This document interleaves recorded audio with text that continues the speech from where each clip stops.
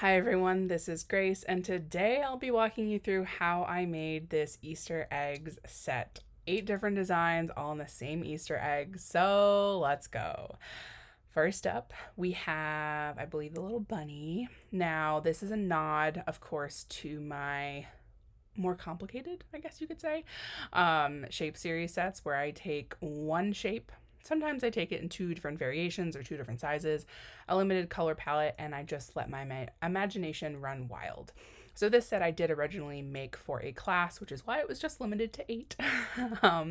And I call the level advanced beginner because it's definitely a step up from what I consider super beginner. My total beginner classes are super simplified, not a lot of colors. I almost always use just one consistency. For this set today, we are doing a 2 consistency outline and flood, which means we are using a piping consistency, a thicker consistency to outline, and then a thinner consistency, a flood, to flood in. In this case, we use mostly what I call my thin flood, but there is one instance of my extra thin flood, which I'll explain later. And then the piping consistency, for the most part, is a soft peak, but we do have one instance of a medium peak. So you see here, we're working with 2 different floods, 2 different piping consistencies. The eyes here are done with the PME black pearls, and to me this is like the nod to the beginner because this is very easy to execute. Something that's more like intermediate, we would do different kinds of eyes, maybe with an edible marker or something like that. Now obviously we put the eyes on while the icing is still wet, and then we let that crust, usually at least 30 minutes, if not maybe like an hour. This here, we're just using our soft peak piping consistencies to squeeze a whole lot of icing out. And then the ears, I decided to do all with a flood. So I'm outlining them. Yes, this is with my white thin flood. I did that because I'm going to fill this in with pink. And I knew that if I did just a normal piping consistency, the soft peak in the white, at the thickness I have cut for everything else, it would just disappear in that white. And I really wanted you to be able to see the white outline, or disappear in the pink, I should say. This here, my icing was a little on the thin side to get actual texture. So when I let it crust for just a minute, and here I'm just poking the tail just to get a little bit of texture in that tail. Just a little trick if your icing is on the thin side. And for these ears, we're going to let them dry for 10 to 20 minutes, depending on the environment you're working in. And I decided to crackle them. And this is my nod to, again, like the more beginner side of this. If we were working on more intermediate, the goal would be to not get craters in those ears because they are a second level of icing on top of a flood. They are very, very, very likely to crater. That means that as they dry, they will kind of dip in the center. But I decided to do the crater because the crackle would mask any crater. I mean, how brilliant is that? I personally think as I get more sophisticated or more advanced, I just get more sophisticated with covering up my mistakes. So that was something I was concerned about, being that, at this kind of advanced beginner level, we're not going to be as concerned with exactly when we put that second layer on. If you are at a more advanced level, you want to put that second layer on just when the bottom layer has barely crusted enough, so around like 15 minutes, but that icing is still pretty fragile, so sidebar there. Let's talk about this pink. This is that one instance of my extra thin flood. That is because this entire design is wet on wet. And not just wet on wet, but we're also doing a scribe pull, which means we're like actually manipulating the icing. The thinner the flood that you're working with, the more time you have to work with it before it crusts. And since we're doing a lot here, I wanted to have an even thinner flood. This is a 3.5-inch egg, which is like a pretty sizable egg. You'd be surprised. So I found the thin was just not quite thin enough. And you can see there that I actually under flooded the pink because we're adding a decent amount of icing with these lines on top.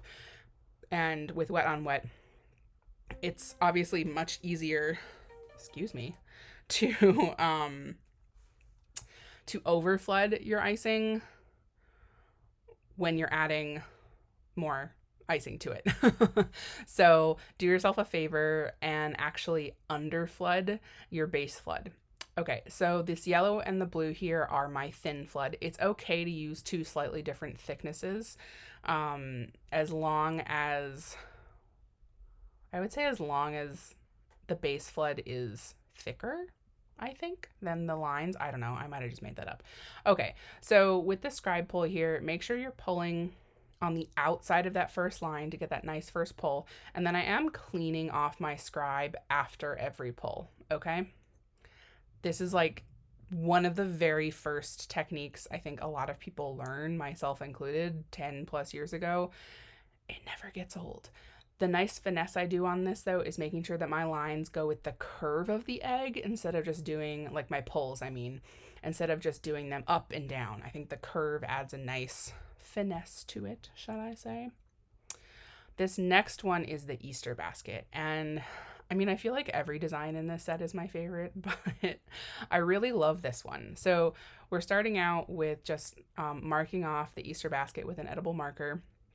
And when I was coming up with this design, I was worried that there were too many colors in this set and too many consistencies to begin with, but I was like, the basket has to be brown. It cannot be any other color. I even considered like painting it, but I was like, no, this is just not worth it. And so since I decided it had to be brown, I wanted to use as few consistencies as possible, and I didn't want to make people create a flood for the brown literally just to do the bottom of this basket. So I thought, can I do this with one consistency? So here you are seeing me do this entire basket with a medium peak. So my way around that, obviously here, is I'm actually spreading out the icing to cover the bottom.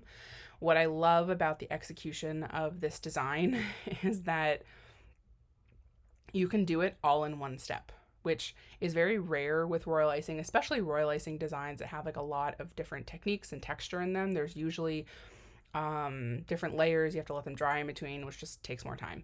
So this one, we went straight in from the bottom of the basket to doing this zigzag back and forth. This is also the medium peak. It's the exact same icing. It's a really tight zigzag, keeping it flush with the surface of the cookie. One of my, I don't know, favorite piping techniques. And what's nice about that, you get a nice texture. We had to use a medium peak for this, for the brown, so that basically, so that handle would hold its texture and shape. Anything thinner and that zigzag would have melted together like that green is. That's more like a soft peak. Now I decided to use jelly beans in this set as a nod to more the beginner side of this. So if I was doing this at like an intermediate level, these eggs would probably be royal icing transfers. Something this small would be kind of hard to get that much volume iced directly onto the cookie, and you'd probably get craters. So doing them as transfers would be the safest way to do it, and then you can just layer them on very easily. But I love the nod to the jelly bean, beginner or not, because it just makes things so much easier. And you can use whatever jelly beans you can find. These are the Bratches or Bracks. I don't know how you say that out loud. I thought about using the Starburst, but those are a lot smaller. They might be like half the size of these, and they're not quite egg shape. They're more like bean shape. And I really wanted egg shape. So anyway, okay, we're moving straight on to, this is my beginner nod to a basket weave. So typically, and I don't know actually if I posted that yet, but anyway, basket weaves at a higher level are very dense. And you can see here, I've really simplified this. We're just doing 3 lines across and then leaving a lot of space in between the weaves here. I also think aesthetically, this matches the design much better than doing something more complicated, because I have to keep that in mind when I do these simpler sets. Like, aesthetically, I'm doing simpler, bigger designs, more cartoonish designs, if that makes sense. So that is the Easter basket, all in one step. Let's say a big hurrah. All right, this next one, also a favorite. I mean, like I said, they're all favorites. This is the chick coming out of the egg. We're using that edible marker. I did that dot in the center of the cookie. And then by bringing the jagged or the zigzag up from that, it means that the white covers just barely over half of the cookie. So we're going to outline this first with white. Something I have not mentioned yet is when you're doing a 2 consistency outline in flood, should you allow the outline to dry or not? That's always a big question. And for a beginner, I would say let it dry, because the whole point of an outline is to hold the icing in, right? It's like the fence holding it in. And the stronger the fence, the better it will be at holding your icing in. And if your outline is still wet, that's not a very strong fence. It's very malleable. But if it's dry, in theory, it's stronger. So for more beginner end, I would let it dry. Me personally, like in this video, I did not let my outline dry. That's largely because I'm filming it and I don't have the patience. Normally, what I would do is like I would outline all of the eggs and then I would go and flood them. And like by the time I get to flooding them, the outline is probably on its way to being dry. We're adding a crackle here, which was a last minute decision, and I cannot believe, as the self-professed crackle queen, I can't believe that I didn't think about doing it until literally I was decorating. So the crackle here, you wait 10 to 20 minutes, again, depending on the work environment you're in. Like, is it really humid or is it really dry? And then how thin your icing is. The thinner it is, the longer it will take to dry.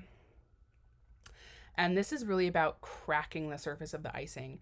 If you pick up your tool and you have icing on the end of it, that means that you have punctured the surface of the icing. We are not looking to puncture, we are looking to crack. And if you get more of an indentation, that just means your icing is not quite dry enough. So now we're gonna go in and outline the yellow top. As I was doing this, I was thinking to myself, why didn't I just outline the white and the yellow at the same time? It's a great question. To me, this made sense, but after the fact, I was like, you totally could just outline the white and the yellow at the same time, and then they can dry together. Anyway, so we are flooding up against the dry portion, which is my favorite way to do seams when you're doing flooding in sections, which is what this is. So we flood one section, let it crust. Obviously, we actually crackled it, and then flood the section next to it. So you have to use the scribe to get the icing into the corners. It's almost like impossible to do that with the tip of your bag. And I love this yellow. It's very vibrant. I definitely used lemon yellow for this one. And then of course we have to add the adorable little eyes. And I think I'm using my sprinkle tweezers, which when I first saw someone use these, I was like, that is both brilliant and so extravagant. Like, who has sprinkle tweezers? And now here I do. I have sprinkle tweezers. Yeah. Okay, we're gonna let that crust over nicely. And then here's another example of wanting to reduce the number of consistencies. So the orange we only made in a soft peak. And I'm actually pressure pipe flooding right here. So I both outlined and I quote unquote flooded with that soft peak. And then I'm going to use my scribe to settle that. That is the beauty of the soft peak, is that if it's truly a soft peak, you can both use it as a piping consistency and a flood in small surfaces. Same deal here, just squeezing the heck out of this bag so that I can get these little, like, I don't know, arm feather situation things. They're so cute. Oh man. And then I'm going to use my scribe. You have to move really quickly when you are pressure pipe flooding. If you're on the slower end, I'd probably do like one arm at a time, but I ain't got patience for that, y'all. Okay, I don't know where that came from. And there we go. Such a cute little chick. All right, what is next? Okay, this here, honestly, is just an excuse to do cookie moss, which I was very excited about. So I'm using a soft peak green here, just kind of covering the whole cookie. I think a lot of people tend to do this with a flood, and I actually wondered if that was bad. I didn't do a flood, but what I like about using the piping consistency is that you get a lot less icing on it. And then what I'm going to do next is actually press the cookie into the moss, which I think is a much easier technique to get just enough moss and get it really stuck in there. And I think when you do a flood, I don't know, it's much more likely to overflood, and like this would not overflood. Okay, so normally I like use a spoon and drizzle the sprinkles on top of the icing. But in this case, I really wanted a flat surface. I wanted not too much cookie moss because we're going to be putting something on top of this. It's important to make sure that you shake off anything extra. I did let this dry for maybe like 10 minutes. And then we're going in with that same zigzag technique that we used on the handle of the basket. And we're doing these little triangle carrots. Voila. And then kind of messy little stems. Just a little cheeky cookie with some moss and some carrots. I mean, why not? I love it. So cute. All right, next up. Yes. Okay. So next up we have what are we calling this? Like the doodle egg. I feel like an Easter egg set is not complete without a wet on wet, which we've done, the pink one, and some sort of piped detail one, which is what this one is. We are starting with the yellow base. Whenever I put a set together, I have my color palette, and I always make sure that every color is intentional, and if I can take a color out, if it's not necessary, I will. And I always try to make sure that at least one cookie in the set is flooded with each color. So that's why the wet on wet is pink. This one is yellow. You'll see, I don't know if it's after this one, but there's the blue egg. So the colors in this set are definitely more on the pastel end, which is often not my forte. I tend to oversaturate my colors. So this takes a lot of what's the word? Self-restraint. If you're too nervous about coloring your icing to make it lighter, use a toothpick instead of using drops. Obviously also depends on how much icing you're actually making, but if you use a toothpick, it makes things a little easier to make sure you're not using too much gel. So the first doodly dad we're doing here is this squiggle, which is actually pretty challenging to do, I will admit. Just do your best. And then we're going to add some lines across. Always important to brace your arm on the table. Either put your elbow on the table, put your arm just above your elbow on the edge of the table, whatever works best for you. And if you need to brace your piping hand with your other hand, you can take your pointer and your middle finger of your other hand and place that on the palm of your piping hand. That will give you some extra stability. If you have like an extra wiggly hand. I personally don't like to do that. That's not an indication of your skill level. It's just personal preference. What you just saw me doing there was taking a scribe to kind of chop off the ends of the lines. I sometimes do that when I'm doing piping detail on top because I just want an extra like seamless waterfall look, basically.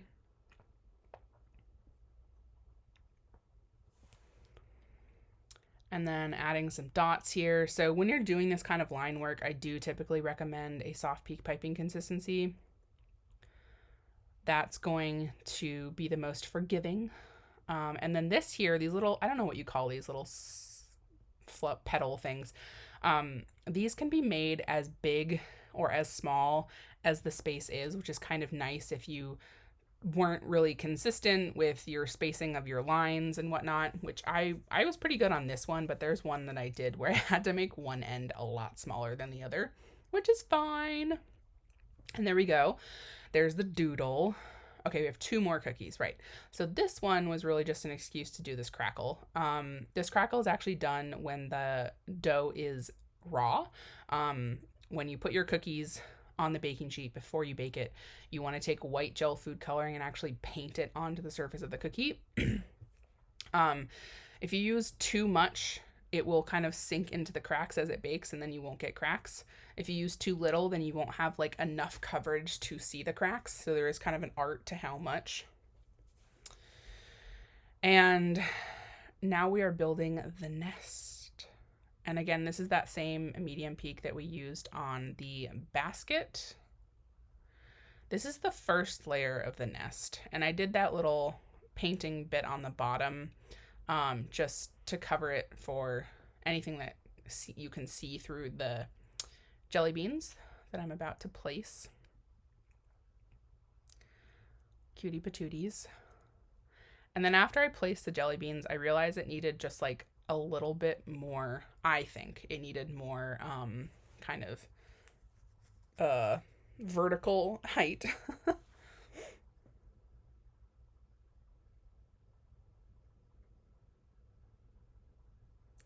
And that's where I'm adding this extra bit. This is another example where the medium peak is really important, because you want this nest to really hold its shape and be able to build on itself. Yay. Simple, cute. Last but certainly not least is the blue, what do we call this? Splatter. So it is my firm belief, and I always preach about this, that every set needs a really simple design for two reasons. One, visually, I just think it looks better to have more complicated designs against simpler designs. And then for execution, it's always good to have one really easy design that you can just crank out a large number of really easy in your sleep. That is this one here. So you can balance out a set, like maybe half of your cookies end up being the really simple one, and then you only have to do half that are more complicated, and that will save you time. So this one here obviously is a nod to, I think, oh my god, the robin's egg. Is that the pink egg? The pink egg. Oh my god, I'm looking at this. It's blue. Anyway, I thought this was most appropriate for the splatter egg, because we are going to do a brown splatter on top. But you could totally do this egg with any of the floods that you have extra if you're like running out of icing or something. Totally an option. Easy peasy lemon squeezy. And then we're going to let that crust over nicely. And this here is an unused toothbrush with chocolate brown gel coloring straight on it. I'm using a glove to not get gel food coloring all over me. Definitely recommend putting a bunch of paper towels down, because this splatter will travel. This gets you a nice, even, small splatter. Like if you tap a paintbrush, it just comes out a lot chunkier.